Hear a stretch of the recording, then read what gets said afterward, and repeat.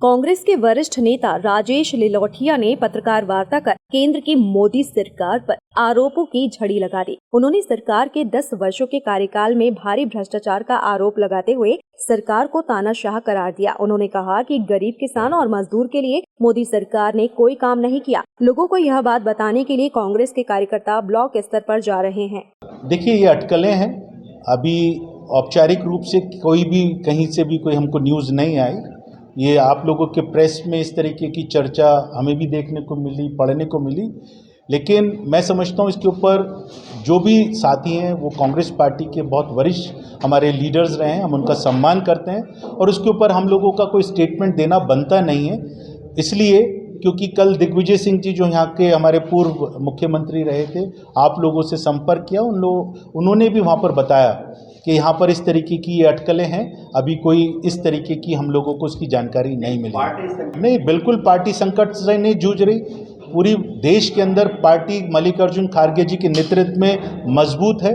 राहुल गांधी जी जो भारत जोड़ो न्याय यात्रा पूरे देश में निकाल रहे हैं। हम लोग मणिपुर से शुरू कर जो महाराष्ट्र मुंबई तक उसका समापन करेंगे।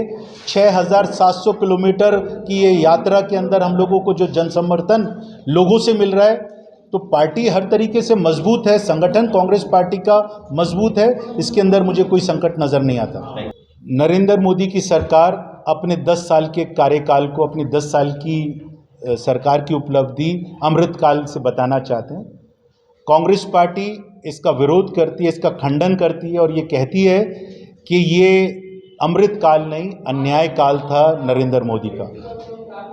इस 10 साल में जो महिलाओं के ऊपर एट्रॉसिटीज़ बढ़ी, किसानों के ऊपर अत्याचार हुआ, नौजवानों के भविष्य को अंधकार में डाला गया और जिस तरीके से दलितों के ऊपर जो अत्याचार हुए पूरे देश के अंदर, जिसके आंकड़े अभी मैंने आपको प्रेस कॉन्फ्रेंस के माध्यम से दिए हैं, वो बड़े चिंता का विषय है।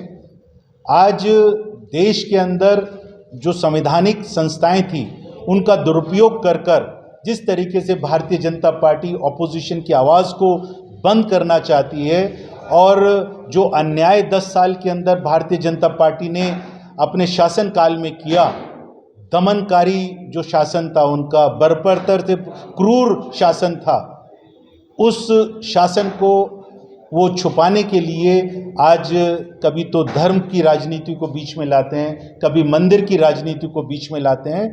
आज देश का नौजवान अपने भविष्य में रोजगार की बात करना चाहता है, किसान अपने कर्जा माफ़ी की बात करना चाहता है, एमएसपी आप क्या देना चाहते हैं उसकी बात करना चाहता है।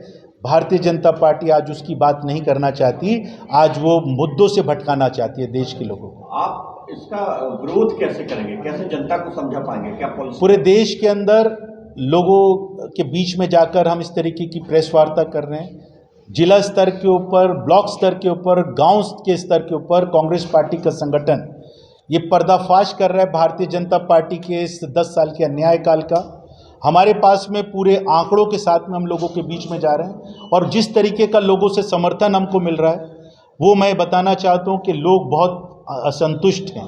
देश के अंदर महंगाई आज जिस तरीके से चरम सीमा पर है, लोग महंगाई की वजह से आज आत्महत्या कर रहे हैं, किसान आत्महत्या कर रहे हैं, छात्र आत्महत्या कर रहे हैं, महिलाओं के ऊपर उत्पीड़न हो रहा है, उनकी आवाज़ नहीं सुनी जा रही, वो आत्महत्या कर रही है। तो कांग्रेस पार्टी उनके साथ में खड़ी है और उनको बता रही है कि कांग्रेस पार्टी 2024 में जब सरकार में आएगी तो सबके लिए कोई ना कोई ऐसी पॉलिसी लेकर आएगी जिससे उनको बेनिफिट मिल सके।